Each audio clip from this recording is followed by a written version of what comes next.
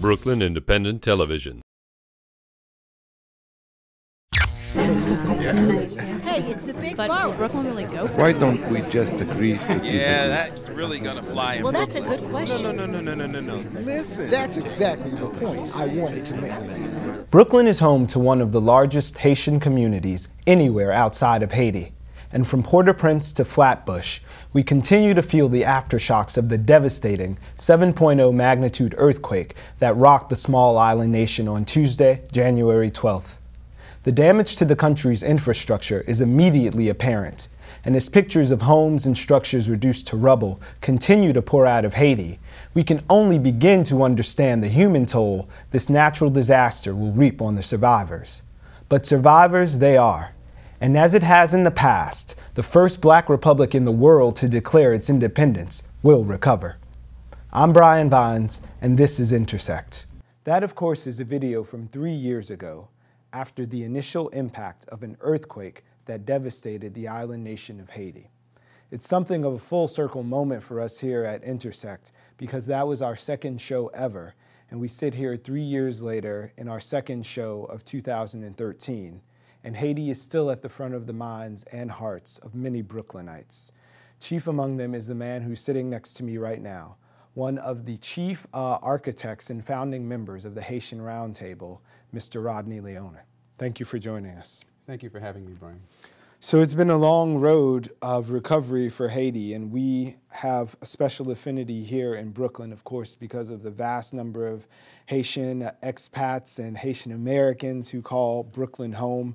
But now more than ever, after we've been through this Hurricane Sandy, we can really sympathize and empathize with the people of Haiti before on a level that was unimaginable for us a little while ago. So in your opinion, where is the recovery and relief effort right now? Well, the recovery and the relief effort are in some ways two separate things. Mm-hmm. The recovery is a longer-term strategic problem that we have to be able to work through over a series of actually generations. If you think about it, if you start thinking about planning at the scale of a nation. Right. The relief effort was something that was started immediately after the earthquake. And I think that most of the funds that were dispersed went towards the relief effort.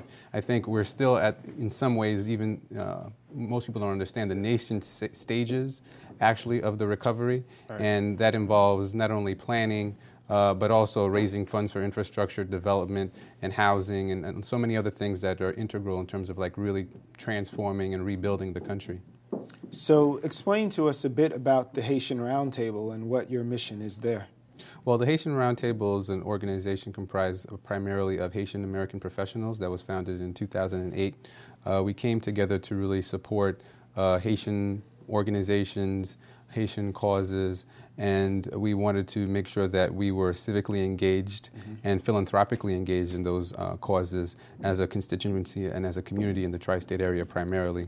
One of the things that we really pride ourselves in is being able to communicate and educate the larger society as to the diversity and complexity of the Haitian community and to transform the negative images that Haiti has been receiving pretty consistently in the media and to transform it to a more positive brand.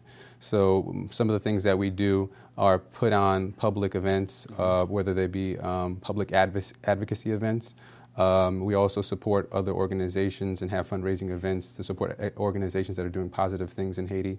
Recently, we had our first annual list of Haitian American change makers, essentially, which is honoring those in the Haitian community and Haitian American community that are really leaders in their respective fields. Right. And we felt that it's, events like that are events where we can kind of promote Haitian success stories. And people that are doing positive things. And that way I think it'll be able to kind of transform people's perception of what Haiti is and who Haitians are and our role and our impact on society. So how's the mission of the organization changed from pre-earthquake until after? What have you guys shifted? That's a good question. I think that immediately in the aftermath of the quake, we felt that we needed to become more engaged in what was happening on the ground in Haiti. Right. Our primary mission early on was really to start to coalesce and to transform and establish a base here as a Haitian American organization to service predominantly the Haitian American constituency here. But we felt immediately, obviously, that there's this direct connection that we have culturally and historically to the island. So we came together with not only other Haitian organizations, but also political and organizations that are philanthropic in nature to raise funds for immediate relief. Right. So we were able to raise over $100,000 and send that over to Haiti immediately. A lot of the individual members themselves, like myself, also were able to kind of basically stop what we were doing and go down there and to dedicate our time and our services in any way that we could in terms of that immediate relief effort as well.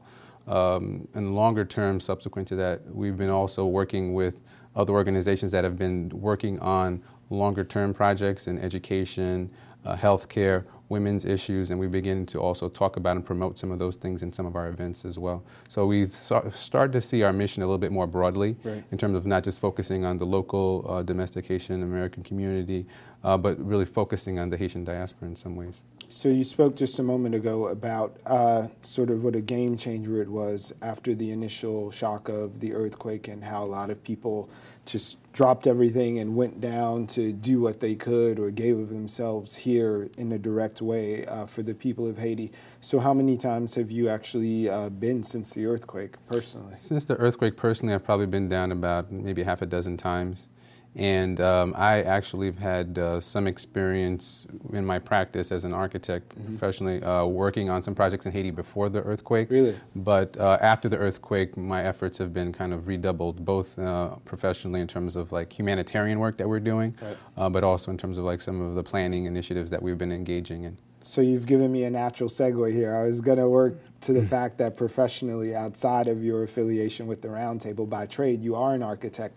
And we heard so much after the earthquake about how this was something of a fresh slate. If there was a silver lining that we were all searching for, that 200,000 structures were completely decimated in about 60 seconds. And this was a time for Haitians to rebuild with some kind of code that took care and was understanding of the position that they're in and earthquake prone or whatever it is. And this is a chance to rebuild. So in your professional experience now, have those things sort of come to the fore? Are codes changing? Are people building differently or more smarter and not just all cinder blocks? What's happening on that level of infrastructure?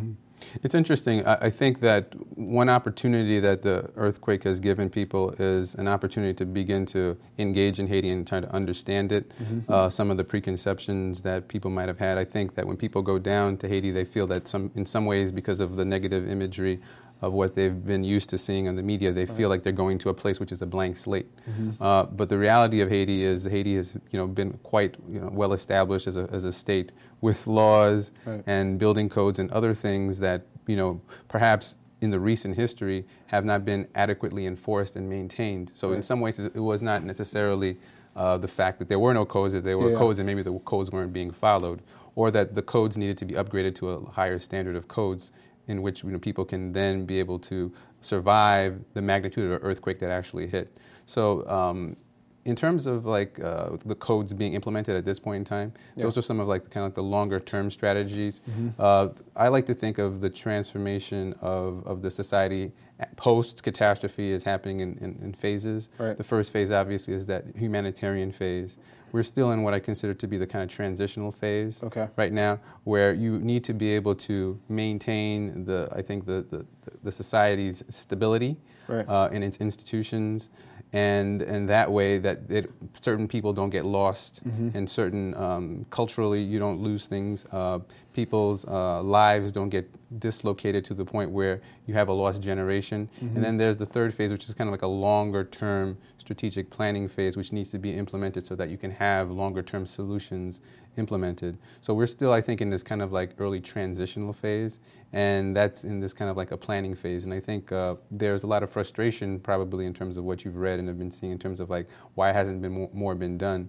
A lot of that has to do with the scale and the magnitude of what's involved in terms of like really trying to not only quote unquote build houses, but build back lives and build back communities, which are much more complex than just infrastructure. It's more complex than just physical buildings, but it's all the things that really make communities that need to be restructured and integrated and coordinated. And what has been rebuilt has been done well, presumably.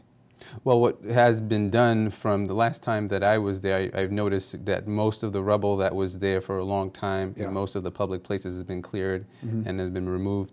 A significant number of camp settlements have been dislocated from the conditions and the places that they were in. But there are still significant amounts of people that have not been relocated to adequate housing.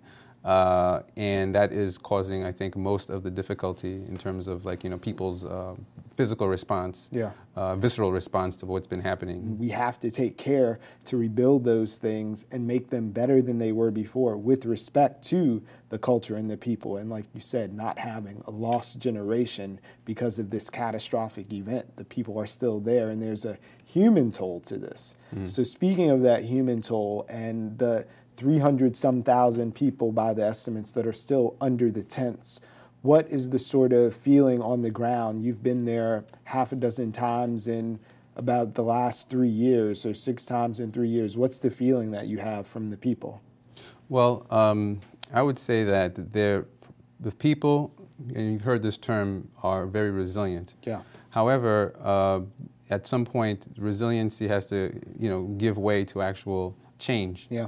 So most people are not really sitting and waiting for something to happen. Most people are doing what it is that they have to do and go about their daily lives and their daily business. Right. Some people have been the beneficiary of some of the aid that was allowed them to either relocate.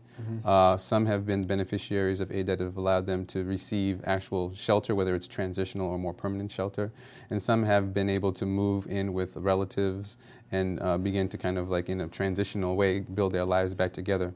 But I would say that there's a good amount of people that haven't been able to receive outside assistance to the degree that will be able to get them back to where it is that they need to be. Yeah. And they have decided to basically do what all human beings are going to do. They're going to do what they have to do on a daily basis in order to survive, and that is to reconstruct to the best ability that they can shelters and communities for them to be able to maintain themselves. And unfortunately, that level of construction and those environments are prone to, again, devastation in the case of a flood, in the case of another hurricane, or God forbid, in the case of another earthquake. Yeah. And I guess just by way of that, I have some notes that were, it's 3 years later and everyone is telling the story by the numbers, but I just wanted to share some information that we got from an article, actually, USA Today. They love a graph over there. So they broke down by the numbers, and just there were 1.5 million people displaced, and of those 1.2 million relocated, and about $7.8 billion worth of damage that was done onto the infrastructure and loss of business. And as I said earlier, 200,000 buildings were destroyed. And now as we stand there, at least 50% of the debris has been removed from the island as we move forward and try to rebuild. But one of the interesting numbers that did emerge from that was the money thing, that so far the U.S. Red Cross has spent about $686 million of that $9.5 billion that was pledged by everyone in the world, so relief agencies, different governments, and charitable donations. And of that $9.5 billion that was pledged, about $5.9 billion has been dispersed. So there's still money there, and there's obviously still need. So where do you see the greatest need for putting those funds right now? Well, I think that a lot of the funds, a lot of the misperception actually is that the funds are actually going directly to either the Haitian government or Haitian organizations to actually build infrastructure or housing. A large portion of the funds generally go to sort of things that you don't see, that don't have kind of like tangible, but nevertheless are required to have. Take to run a country. Right, exactly. And most of the funds are coming through international organizations or international governments, so they're not necessarily in the hands of, let's say, the Haitian government or a Haitian controlled entity to be able to have a sense of self-determination about how the funds should be spent, which becomes part of the problem, because I think that if there was more of a kind of a centralized overarching plan to coordinate these resources in a way that wasn't redundant, then there might be able to be a little bit more of an efficiency in terms of like how the funds are actually being allocated. One of the catchwords that you hear since the earthquake has been the idea of decentralization. And the reason that so many people died and the reason that the impact was so great in Haiti was because Haiti is such a centralized economy, a centralized country around Port-au-Prince, that, you know, once that impact occurred, then essentially a significant amount of the brain power, intellectual power, as well as the logistical operations capacity to run the country just basically disappeared overnight. And that vacuum was filled by many different international organizations in an attempt to be able to stabilize the country. However, in terms of beyond the relief efforts, in order to actually allow the country to grow, there needs to be, I think, in my own opinion, put in place more of a master plan that can then allow there to be resources that are decentralized so that concurrently different regions can then be able to experience a certain amount of benefits from those resources so that they're not all kind of concentrated around Port-au-Prince and around a lot of the difficulties that occurred prior to the earthquake just being kind of like rehashed and reinvented. To reestablish the bad old days, essentially, when we could take this as an opportunity to shore up other locations and make it a more widespread, less centralized form of economy and governance, and where everyone is not there in the center, Another thing is also even the response itself, to make it more decentralized, if you would, or more diversified in terms of like the role that Haitians in Haiti and Haitian Americans throughout the diaspora could play potentially in the redevelopment and the development of the country. In an organization like the Roundtable, which shows that we have a significant diversity of professionals with significant experiences that can be tapped into, I think it becomes like a resource for the international community and a resource for Haiti. So you see that many of the Roundtable members, like myself, are actually engaging more and more on our own to go back to Haiti or go to Haiti and begin to take on certain projects where we can have an impact on the ground. And I think that part of being able to be more,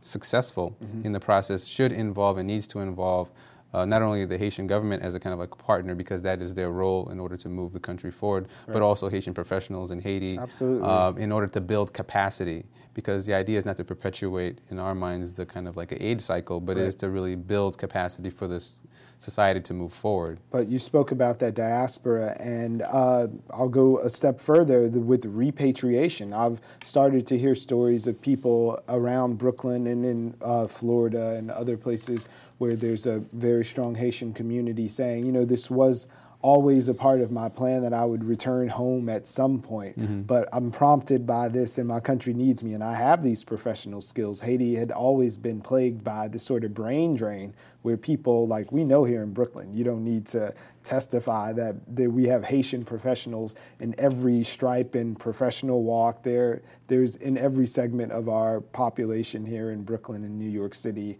there are Haitian professionals making a difference and taking great strides. And a lot of those people are now taking a look back and saying, is this time for me to go back and rebuild my country and repatriate and go back? Has that been something that you've noticed as a trend? Yeah, I've noticed that actually, you know, from a personal standpoint, I have actually family members that have recently moved back to Haiti to teach and to work and to live and to raise their families, have decided to make that conscious decision to do that.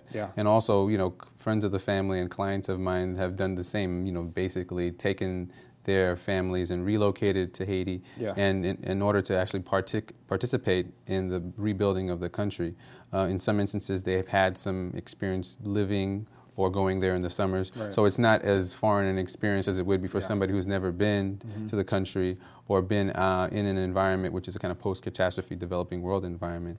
And I think that that level of you know, personal, cultural, and historical ties that these people bring as Haitian Americans in the Haitian diaspora to. Invaluable. Yeah, it should be invaluable in terms of being able to serve as a link between the international community and the local community and allow the development of the country to move forward in a much more seamless way. So speaking of that development, I know the president of Haiti and the prime minister were recently in New York, and they spoke with the UN and made the rounds doing press here, and there was some talk about Haiti not becoming an NGO country where after the earthquake, rightly so, every sort of non-governmental organization with $5 extra was there trying to do their part, and a lot of those people have left now, but it is about the perception of there's still work to be done, but Haiti doesn't want to be seen or to become a perpetual recipient of aid.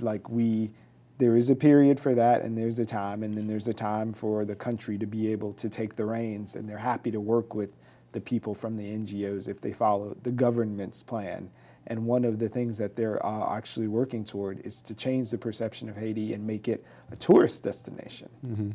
So I think that that's wonderful. I mean, one of the things that we always have to think about is for there to be a transformation in the lives of people, there needs to be a kind of economic transformation as well, so that people have the ability to be able to educate and feed and house and clothe themselves. Right. So economic development is key. I think that trying to steer away from being the Republic of NGOs, which is one of the phrases that has been thrown around, towards, again, a more of an independent republic, and manufacturing was once, very high on Haiti's economic agenda, which couldn't be so again. Agricultural independence is also very key, being able to feed oneself. That capacity has been really lowered over the last 20 years or so, and that needs to be kind of looked at. I think that that economic sustainability is just as important to sustainability and environmental sustainability, which people tend to talk about, but they forget about the economic sustainability. That becomes extremely, for me, key in terms of any kind of a plan moving forward. And it will allow the government then to have a certain level of independence to generate resources so that it can start to act more as a government, because through these kind of economic development, you're going to be able to generate revenues and taxes, and then you'll be able to fund your civil services. Right. And if you're able to fund your civil services like your police, your sanitation, your healthcare, your education, then you would rely less and less upon international aid. Right. You become more self-reliant. And I think that's, the pathway out. Right. It becomes a tax base. Exactly, a tax basis, which is one of the biggest, I think, challenges, and one of the most unspoken challenges there in Haiti in terms of establishment, I think, of a tax basis that would allow a certain level of independence, but also a certain level of transparency in terms of the value of and the quantification of the value of the land and of the society and the people that are in it. I think that's a major, major challenge, and I think that has to be tackled with all seriousness as a kind of a primary challenge, as opposed to something as an afterthought. Well, speaking of those challenges, we know that people's attention cycles move on almost quicker than the news cycle does, and Haiti largely fell from the front pages and the minds of a lot of the people who don't have as close ties as a lot of us do here in Brooklyn. But, Bill Clinton is still showing up. Sean Penn is out there all the time yelling at rich people in Hollywood to give a little more money. So I wanted to ask you, if you could refocus America and the world and give them a picture of Haiti right now and some kind of insight, what would you like them to see and focus on and act upon? Well, one of the most wonderful aspects of Haiti, which I think that people would be able to appreciate internationally, is Haiti's cultural richness, its artistic richness, and its creativity of its people. Yeah. Haiti has a very internationally well-recognized history in the arts, the fine arts, specifically in painting. Right. And that's becoming more and more revitalized, actually. People are becoming to recognize that again. That creativity and that vibrancy also manifests itself in the kind of arts and crafts that one sees when one visits the country. Yeah. One of the areas that I've been working in for the past few years is a town called Jacmel in the south of Haiti, which is sort of like unofficially kind of like a cultural capital of the country, where you find a very thriving kind of like artistic environment, which is also very well known in Jacmel for its carnival, which many people go to, where they develop these really beautiful masks of vibrant colors, and people come to Jacmel for by the hundreds of thousands to partake in that. From all over the world, exactly. Also for its food festivals, as well as for its, it has a thriving media movie, film industry in Jacmel through the efforts of an organization led by David Bell, Cine Institute. And actually, interestingly enough, post-earthquake, a lot of the young students that were trained by the Cine Institutes in film were able to document the earthquake and be able to communicate that to the world. So you have that kind of like artistic scene in a place like Jacmel, which I think can be a wonderful tourist destination once again. It has a beautiful cast iron architecture that is reminiscent of what you find in New Orleans. And in a lot of ways, that cast iron architecture is considered to be a sister city to New Orleans and a contemporary to New Orleans. So that environment, I think, is an environment which, if the government can focus some of its resources there in the South, in a place like Jacmel, it can be, again, a major tourist destination along the southern coast of the Caribbean, where cruise lines can stop by and people can then, again, be able to kind of like experience Haiti and its cultural richness firsthand. And I think the same thing can happen in the north, and I think they're starting to look at that. From what I understand, there's going to be a new international airport in Cape Haitian, which is opening up soon again. And what Haitians consider to be one of the wonders of the world, the Citadel fortress at the north of Haiti, which I think would be like should be an international tourist destination for everyone to experience at least some point in their life. I think in the north you have those beautiful beaches, and it's also very close to like Cuba and other parts of the Caribbean, and also the south part of the United States.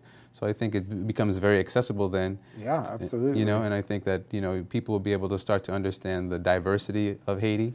Haiti has its own even islands off the coast of Haiti, like the island of La Gonave, which is near Port-au-Prince, the island of Île Vache, the island of La Tortue, which are also very historically famous islands that independently can also be developed as part of an extensive tourism plan to revitalize the economy of the country. But whatever strategies are put in place, I think that those strategies for revitalization need to be diversified again. So Haiti to have a thriving tourist economy, concurrently also have a very independent, let's say, economy based upon, let's say, manufacturing again. Also so that you can have any kind of, let's say, technological industries that can then be incorporated into Haiti, so that they can then benefit from the technological revolution, especially in regards to like sustainability. That then they can apply also within country to make the environment a little less devastated because of this lack of capacity internally for them to actually maintain their environment. Well, Rodney Leon, you've certainly done your job. I'm ready to go. Thank you for joining us for this half hour. And we just want to express our thanks to you and let the people of Haiti know, in our Haitian community in Brooklyn, that we're happy to be your partners here as we move forward. We've never forgotten, and we hope to continue to work and tell these stories and share as Haiti moves forward. So thanks for joining us. Thank you, Brian. We'll see you next time. Bye now.